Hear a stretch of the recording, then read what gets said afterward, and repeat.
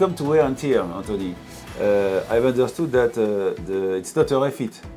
You do not deliver the boat as new? No, the boat has been chartered for 5 years and a half, so it's also logical and normal that he has some wear and tear signs. So we will do our maximum to deliver a boat with all the equipment, all the inventory completed, all the equipment working properly. We will not go into aesthetics or cosmetics part. And during this part, which is included in wear and tear, normal wear and tear, can you give me some example about what is normal wear and tear? Normal wear and tear will be the scratches that you can see on the table or on the floor. So this is normal wear and tear. In the contrary, if the mainsail is completely torn, we will change it.